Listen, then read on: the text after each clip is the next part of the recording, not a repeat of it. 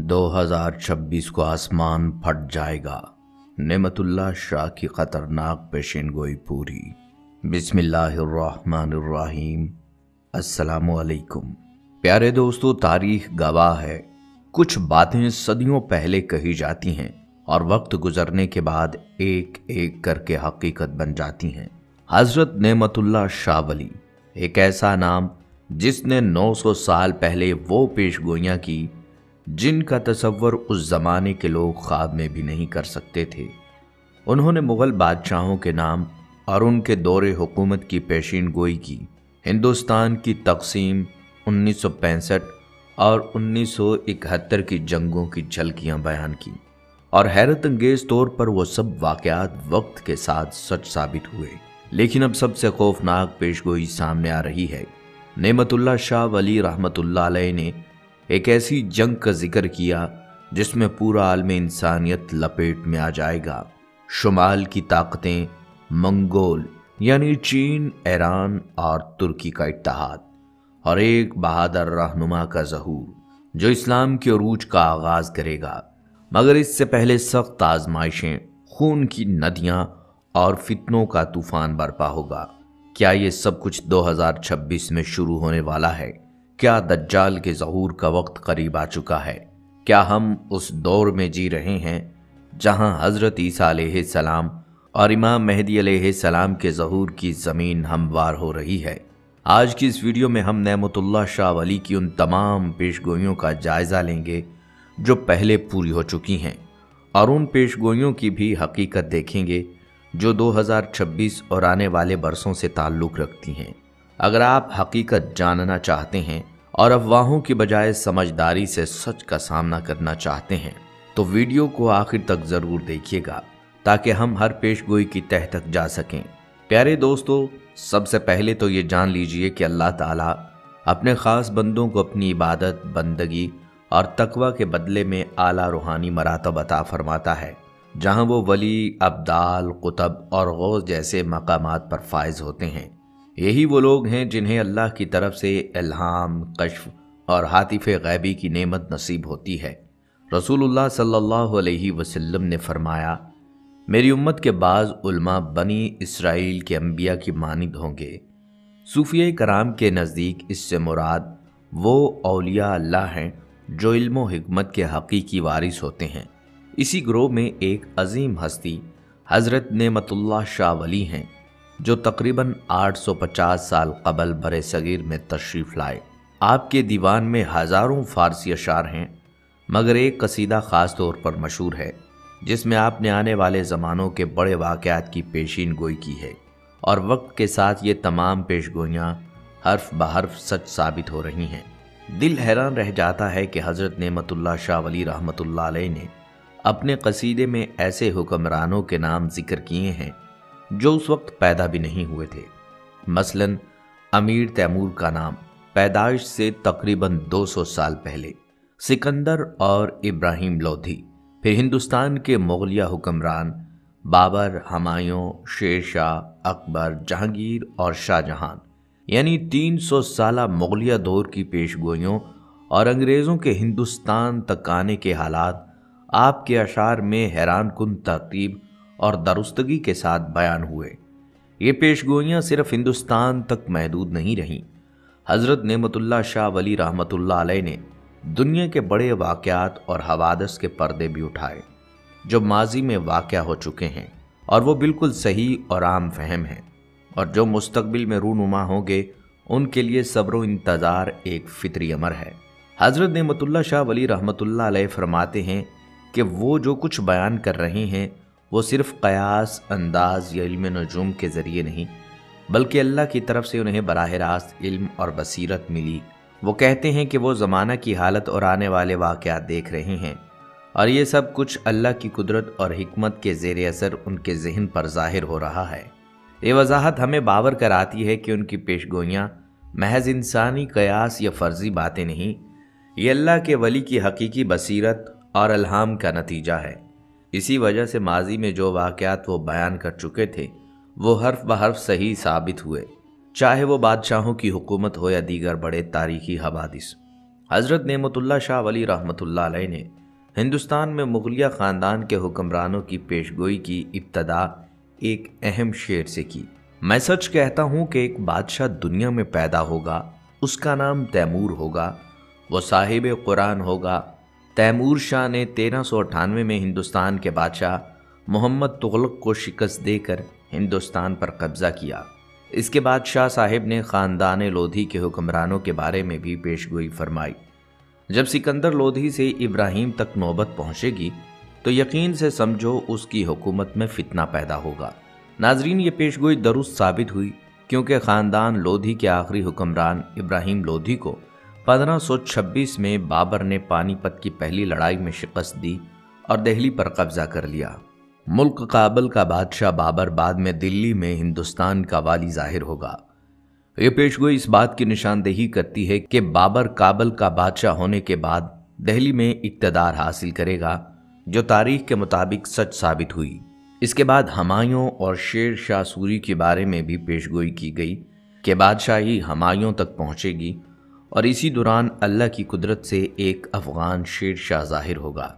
تاریخ بتاتی ہے کہ ہمایوں نے شیر شاہ سوری سے شکست کھانے کے بعد نظام سقہ کے ذریعے دریائے گنگا پار کر کے ایران میں پناہ لی اور چند سال بعد ایران کے بادشاہ کی مدد سے دوبارہ ہندوستان پر قبضہ کر کے 1556 تک حکومت کی۔ اس کے بعد حضرت نعمت اللہ شاہ ولی رحمۃ اللہ علیہ فرماتے ہیں کہ اس طرح ہمایوں بادشاہ ہندوستان پر قبضہ کر لے گا اور اکبر یعنی بیٹا ملک کا بادشاہ بن جائے گا۔ یہ واقعہ تاریخی طور پر درست ثابت ہوا، کیونکہ جلال الدین محمد اکبر نے تقریباً 50 سال تک ہندوستان پر حکومت کی اور ملک میں استحکام اور عدل قائم کیا۔ اس کے بعد وہ فرماتے ہیں کہ جہانگیر عالم پناہ ہوگا، یہ ماہتاب کامل کی طرح تخت پر جلوہ افروز ہوگا۔ یہ بھی سچ ہے، کیونکہ نور الدین جہانگیر نے 1605 سے 1627 تک ہندوستان پر حکومت کی اور اپنی عدل و انصاف کی وجہ سے مشہور ہوا۔ اس کا مقبرہ شاہدرہ لاہور میں ہے اور قریب ہی اس کی بیوی ملکہ نور جہاں کا مزار بھی موجود ہے۔ پیشگوئی کے مطابق جب وہ دارالبقاء کی طرف سفر کرے گا تو اس کے بعد شاہ جہاں یعنی بیٹا تخت نشین ہوگا۔ مزید فرمایا وہ قرن سے زیادہ اور 40 سال سے کم بادشاہی کرے گا، جبکہ اس کا بیٹا اورنگزیب اس کے سامنے ہی اس وقت تخت پر جلوہ افروز ہو جائے گا۔ یہ بات دلچسپ ہے کہ قصیدہ میں امیر تیمور اور ظہیر الدین بابر سے لے کر خاندان مغلیہ کے آخر تک تقریباً تمام حکمرانوں کے نام ترتیب وار موجود ہیں، مگر اورنگزیب کا مخصوص نام کہیں نہیں آیا۔ پھر بھی اس کا ذکر شاہ جہاں کے بعد موجود ہے۔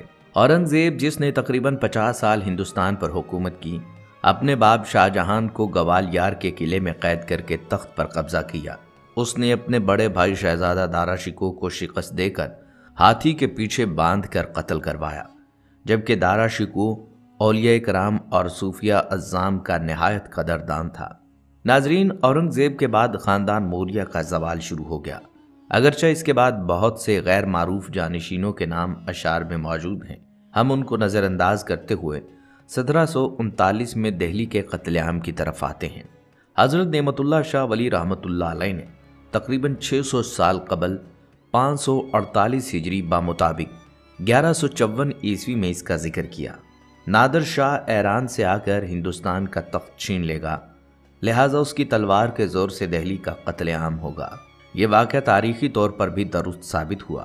1739 میں نادر شاہ نے ہندوستان پر حملہ کر کے تقریباً 2 ماہ تک دہلی میں لوٹ کو سوٹ کا بازار گرم کیا۔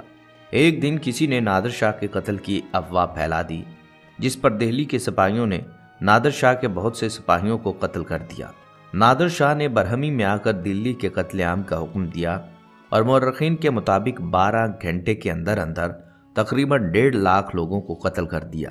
ناظرین، ایک مرتبہ پھر حضرت نعمت اللہ شاہ ولی رحمۃ اللہ علیہ بابر کے دور حکومت کی طرف پلٹتے ہیں اور سکھوں کے بانی پیشوا گرو نانک کا ذکر کرتے ہیں۔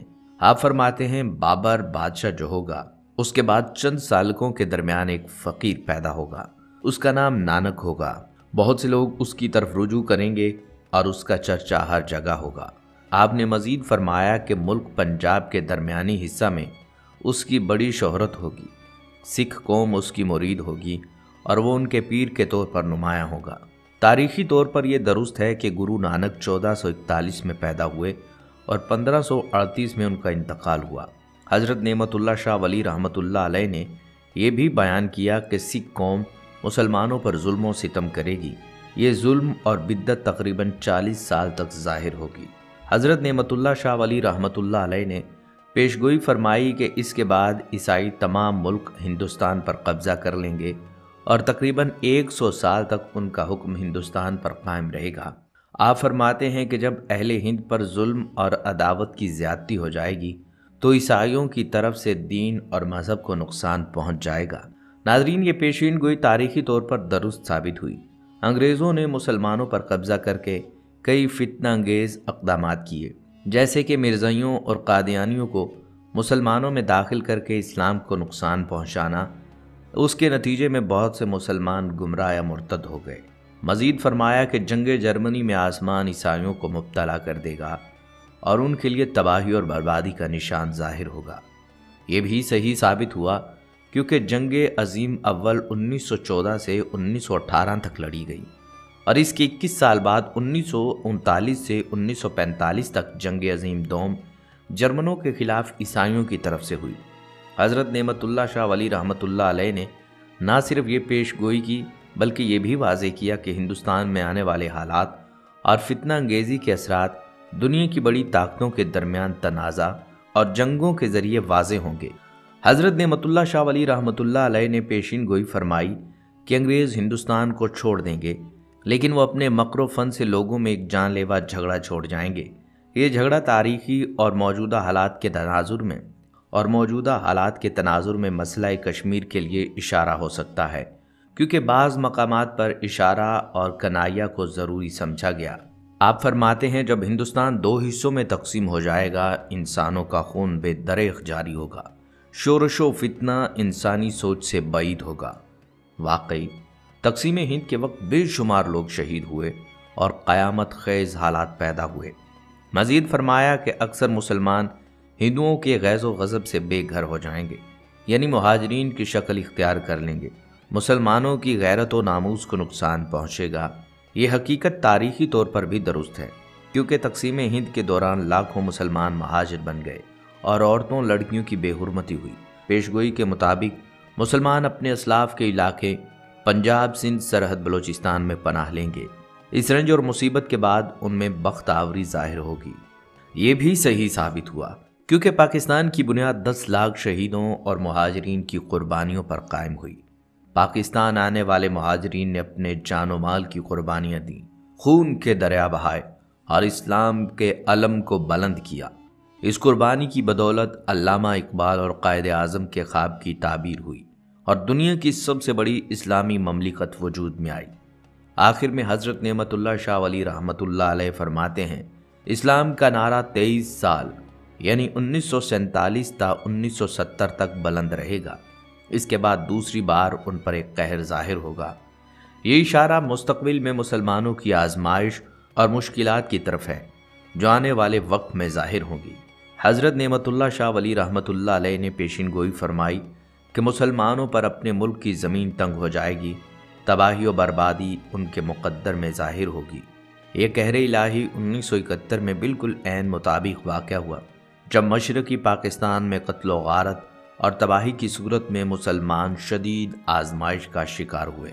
یہ جنگ دراصل شیخ مجیب الرحمن اور بھاشانی کی علیحدگی پسند کے ناپاک عزائم کی وجہ سے ہندوستان اور پاکستان کے درمیان لڑی گئی۔ اس میں 15 لاکھ غیر بنگالی اور متحدہ پاکستان کے حامی بنگالی بے دردانہ اور ظالمانہ طور پر قتل ہوئے، عورتوں کی عصمت دری ہوئی اور تقریباً 1 لاکھ پاکستانی فوجی جنگی قیدی بنے۔ یوں قائد اعظم کا پاکستان آدھا ہو کر رہ گیا۔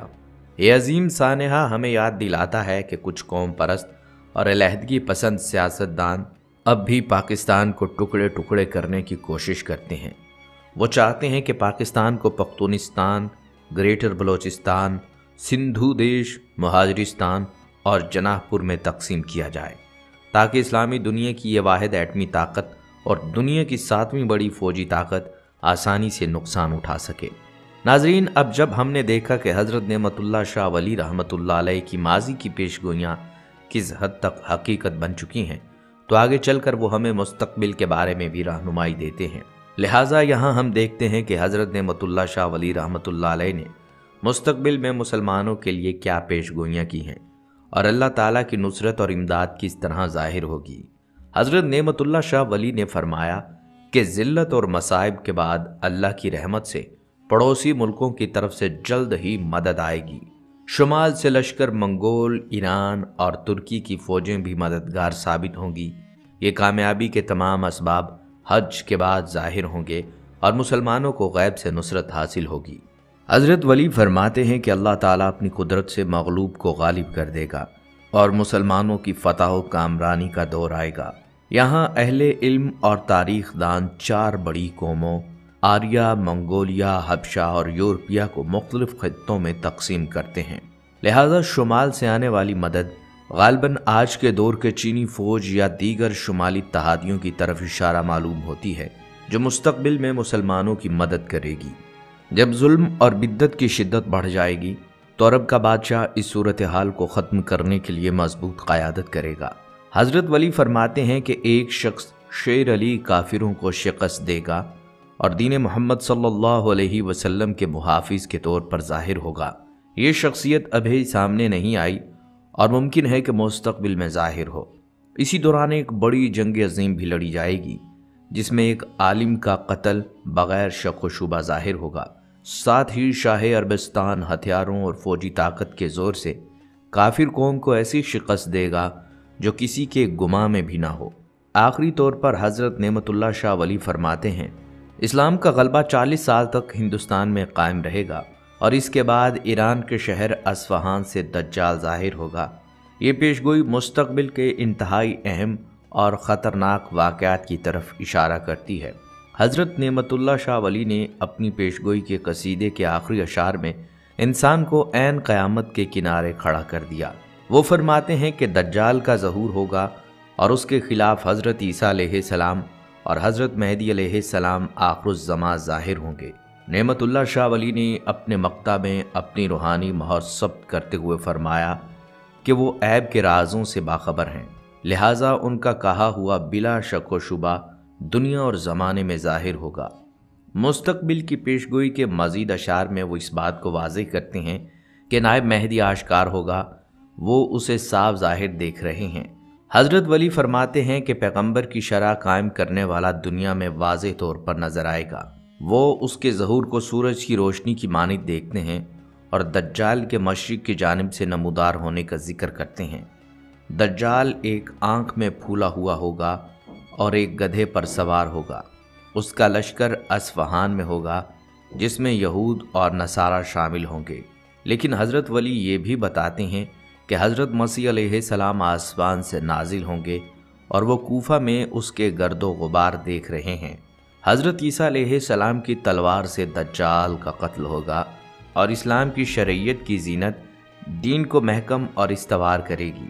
حضرت ولی واضح کرتے ہیں یہ سب وارداتیں وہ اپنی طرف سے نہیں دیکھ رہے بلکہ ذات باری تعالیٰ کے رازوں کا مشاہدہ کر رہے ہیں۔ وہ ایک کونے میں بیٹھے ہوئے سب کچھ ایک کنارے سے دیکھ رہے ہیں اور یہی بصیرت انہیں آنے والے وقت کے رازوں سے باخبر رکھتی ہے۔ ناظرین، یہاں یہ بھی واضح رہے کہ حضرت انس بن مالک رضی اللہ تعالیٰ عنہ سے روایت ہے کہ آپ صلی اللہ علیہ وسلم نے فرمایا کہ دجال کے آنے سے پہلے چند سال دھوکہ و فریب کے ہوں گے۔ سچے کو جھوٹا بنایا جائے گا اور جھوٹے کو سچا بنایا جائے گا۔ خیانت کرنے والے کو امانت دار بنایا جائے گا اور امانت دار کو خیانت کرنے والا قرار دیا جائے گا، اور ان میں روی افزا بات کریں گے۔ پوچھا گیا روی افزا کون ہیں؟ آپ صلی اللہ علیہ وسلم نے فرمایا گھٹیا، فاسق و فاجر لوگ۔ وہ لوگوں کے اہم معاملات میں بولا کریں گے۔ بلکہ خواتین و حضرات، ہماری طرح آپ کے دل میں بھی بہت سارے سوال پیدا ہوتے ہوں گے کہ دجال آخر کون ہے اور اس کے ماں باپ کون ہیں، اس کی بیوی کون ہے۔ تو اس حوالے سے علماء کرام کا یہ خیال ہے کہ دجال ایک انسان ہے جو حضرت ابراہیم علیہ السلام کے دور سے موجود ہے، اور اللہ تعالیٰ نے دجال کی موت کو بھی شیطان کی طرح ایک وقت تک مؤخر کر دیا ہے، جس کی وجہ سے دجال ابھی بھی موجود ہے۔ لیکن وہ کہاں ہے، کب ظاہر ہوگا، اس کے بارے میں حدیث میں ہے کہ وہ ایک نامعلوم جزیرے میں قید ہے جس کا علم اللہ تعالیٰ کے سوا کسی کو نہیں۔ بعض علماء کرام کا خیال ہے کہ دجال جاپان کے ایک شیطانی سمندر میں قید ہے۔ ایک روایت کے مطابق دجال کا خروج مشرق سے ہوگا اور قوم یہود سے ہوگا اور بہت سارے یہودی اس کے پیروکار ہوں گے۔ خواتین و حضرات، اس وقت بڑے 3 آسمانی مذاہب اسلام، یہودیت اور عیسائیت دنیا میں موجود ہیں۔ یہ تینوں مذاہب ہی آخری وقت میں ایک ہستی کا انتظار کر رہے ہیں۔ اگر آپ عیسائیت کی لوک داستانوں کو سنیں تو اس میں دجال کے بارے میں ملتا ہے کہ دجال ایک ایسے گھرانے میں پیدا ہوگا جس کے رہنے والے نیک ہوں گے اور ان کے ہاں اولاد نہیں ہوگی۔ پھر ان کے ہاں ایک بچہ پیدا ہوگا جو بہت نافرمان ہوگا۔ اسی طرح یہودی دجال کو اپنا مسیحا قرار دیتے ہیں۔ آج کے دور میں یہودیوں کے مطابق ان کا نجات دہندہ یعنی دجال یہودی النسل ہوگا اور وہ حضرت داؤد علیہ السلام کی نسل سے ہوگا اور اسی وجہ سے وہ تخت داؤد کا وارث ہوگا۔ دجال عام طور سے دیکھنے میں شکل و صورت اور جسم کے لحاظ سے ایک انسان ہوگا، لیکن بہت سے پراسرار طاقتوں کا جانشین ہوگا۔ یہودی علماء کا یہ خیال ہے کہ دجال انتہائی پراسرار قوتوں کے ساتھ یہودیوں کا نجات دہندہ بن کر سامنے آئے گا۔ وہ عظیم نجات دہندہ، عظیم جج، عظیم عالم دین، عظیم سپہ سالار اور عظیم قاضی بن کر آئے گا۔ انتہائی ذہین ہوگا اور دنیا بھر میں موجود یہودیوں کو اسرائیل میں جمع کرے گا۔ ان کے عقیدے کے مطابق وہ مسجد اقصیٰ کو شہید کر کے اس کی جگہ ہیکل سلیمانی تعمیر کرے گا اور یہودیوں کے علاوہ تمام لوگوں کو قتل کر دے گا۔ پھر حضرت داؤد علیہ السلام کی بادشاہت کو شان و شوکت کے ساتھ آگے بڑھائے گا اور اس کی سرحدیں فرات سے مصر تک ہوں گی۔ پھر وہ اپنی بنائی ہوئی خود ساختہ شریعت پر تمام یہودیوں سے عمل کروائے گا۔ خواتین و حضرات، یہودیوں کی کتابوں میں درج ہے کہ اللہ تعالیٰ نے دنیا کی بادشاہت کو حضرت داؤد علیہ السلام کی اولاد کے لیے خاص کر دیا ہے، لہٰذا ان کا یہ ماننا ہے کہ دجال ایک عظیم پیغمبر ہوگا، لیکن اس کا درجہ موسیٰ علیہ السلام سے کم ہوگا۔ اور ناظرین، ان کا ماننا ہے کہ دجال کی ذہانت کی وجہ سے دنیا کے تمام مذاہب ختم ہو جائیں گے اور ساری کی ساری دنیا صرف دجال کی پیروکار ہوگی۔ صرف یہودیت باقی رہے گی اور غیر یہودی کوئی بھی نہ رہے گا۔ غیر یہودی تمام لوگ ہلاک کر دیے جائیں گے اور دجال ایک نوجوان اور انتہائی خوبصورت شخص ہوگا۔ لہٰذا یہاں آپ سب کو معلوم ہو چکا ہوگا کہ یہودی دجال کے بارے میں کیا عقیدہ رکھتے ہیں۔ ہمارے آقا حضرت محمد صلی اللہ علیہ وسلم نے کئی 100 سال پہلے بتا دیا تھا کہ یہودی دجال کو اپنا بادشاہ مان لیں گے، اور آج تمام ٹیکنالوجی، جدید چیزیں اور اس کے ساتھ ساتھ اسرائیل کا قیام بھی دجال کو تسلیم کرنے کی کڑیاں ہیں۔ ناظرین، آپ نے سنا ہوگا کہ یہودی دجال کو ایک خوبرو نوجوان مانتے ہیں، لیکن اسلام کے نزدیک دجال کال ایک بدصورت اور کانا شخص ہوگا۔ اس کے سر کے بال ایسے ہوں گے جیسے اس کے سر پر سانپ لٹک رہے ہوں۔ وہ ایک جگہ نہیں رکے گا، اس کی گردن بڑی ہوگی اور کب نکلا ہوگا، جس کی وجہ سے وہ سیدھا ہو کر نہیں چل سکے گا۔ وہ ایک مرد کی طرح ہوگا، لیکن اولاد پیدا کرنے کی صلاحیت سے محروم ہوگا۔ اس کی دونوں آنکھوں کے درمیان کافر یا کافر لکھا ہوگا۔ بلکہ روایات میں دجال کے والدین کے بارے میں ذکر ملتا ہے کہ ان کے ہاں 30 سال سے اولاد نہیں ہوگی۔ ناظرین گرامی، پاکستان کے ایک معروف اسلامی اسکالر کے دعوے کے مطابق دجال کی پیدائش اس وقت ہو چکی تھی جب دنیا میں صرف جنات موجود تھے۔ ان کے مطابق دجال جنات، انسان اور ایک عجیب و غریب مخلوق کے ملاپ سے وجود میں آیا۔ کہا جاتا ہے کہ جب اللہ تعالیٰ نے انسانوں کو زمین پر اتارا تو جنات اور انسانوں کے درمیان ایک غیبی پردہ قائم کر دیا گیا، جس کی وجہ سے دونوں اقوام کے جہاں الگ الگ ہو گئے۔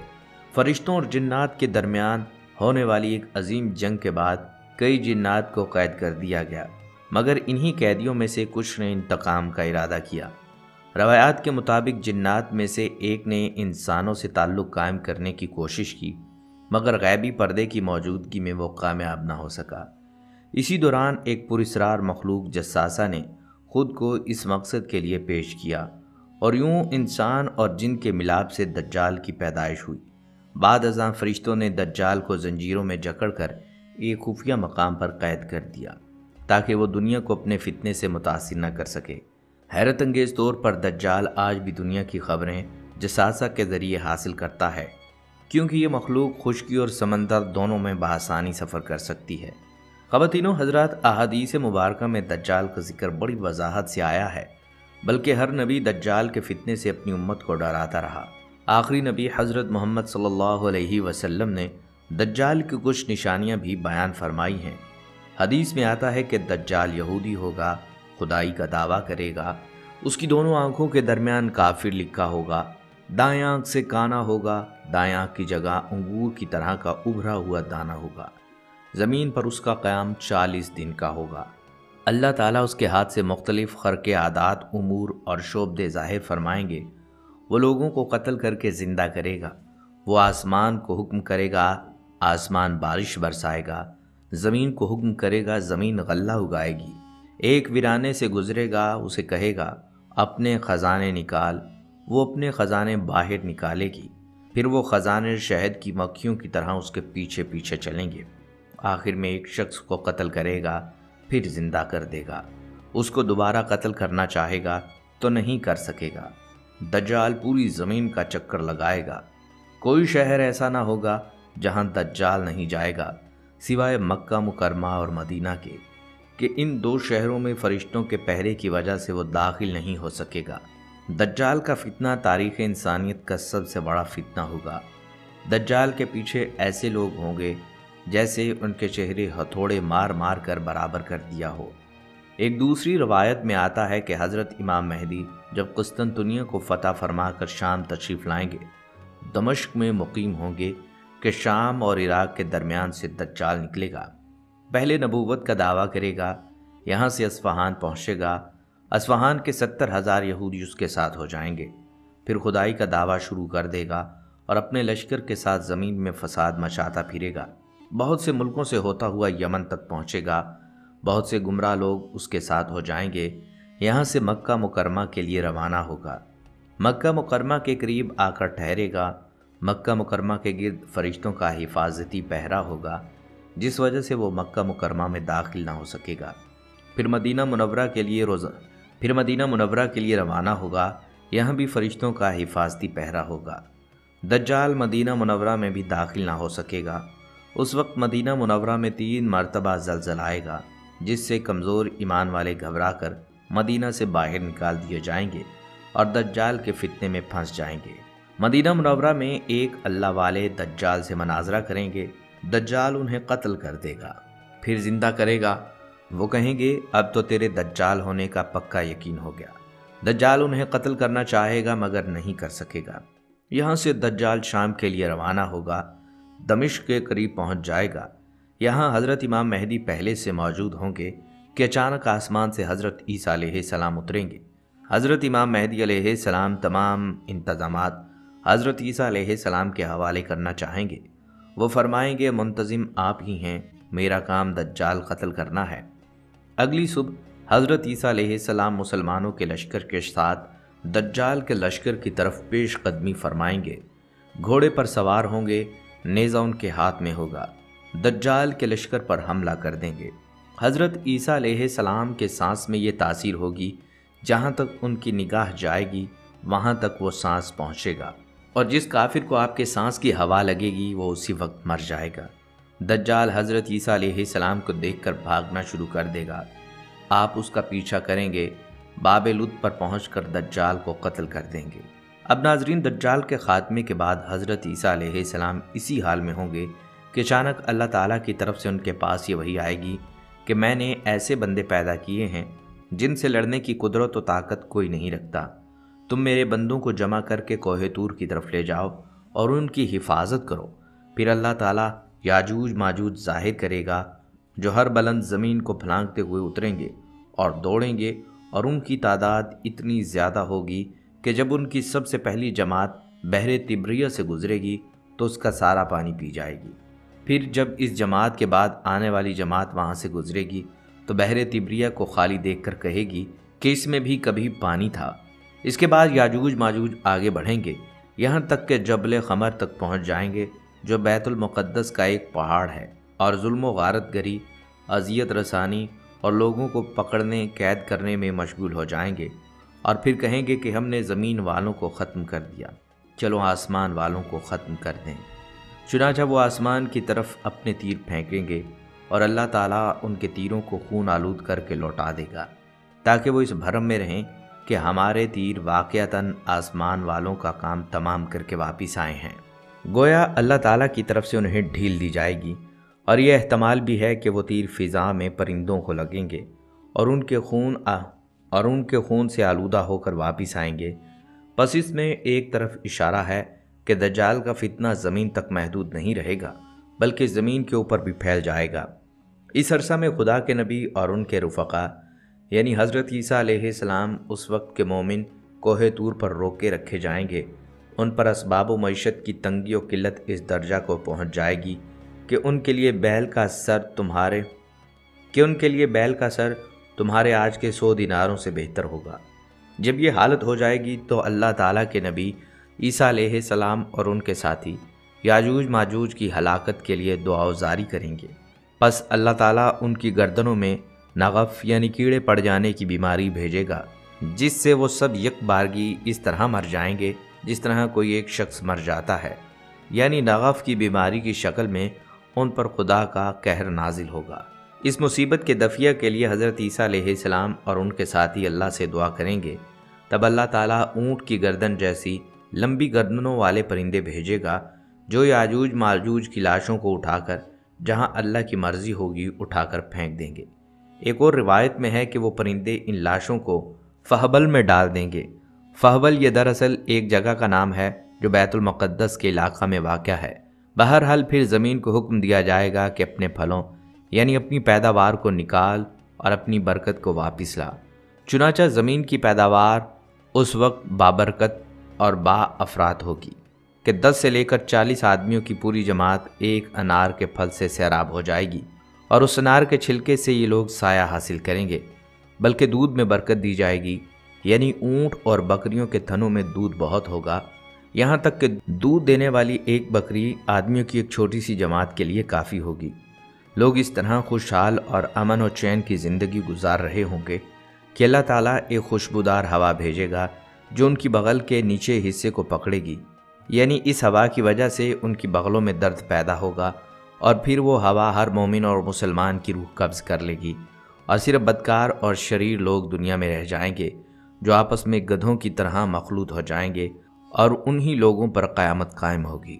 ناظرین گرامی، ہمارے پیارے نبی حضرت محمد صلی اللہ علیہ وسلم نے ہمیں صرف دجال کے فتنے سے خبردار نہیں کیا، بلکہ اس سے محفوظ رہنے کے لیے واضح اور مؤثر ہدایات بھی عطا فرمائی ہیں۔ یہ ہدایت آج بھی ہمارے لیے روشنی کا مینار ہے۔ نبی کریم صلی اللہ علیہ وسلم نے فرمایا کہ جب بھی دجال کا ذکر ہو تم اللہ سے اس کے فتنے سے پناہ مانگو۔ اے اللہ، میں جہنم کے عذاب، قبر کے عذاب، زندگی اور موت کے فتنے اور مسیح دجال کے شر سے تیری پناہ مانگتا ہوں۔ دجال سب سے پہلے ایمان کو ہی نشانہ بنائے گا، اس لیے نبی صلی اللہ علیہ وسلم نے ہمیں علم نافع حاصل کرنے اور ایمان کو مضبوط بنانے کی تلقین فرمائی تاکہ ہم فتنوں کو پہچان سکیں۔ دعا کیجیے اللہ تعالی ہمیں ہر قسم کے فتنے سے محفوظ رکھے، آمین۔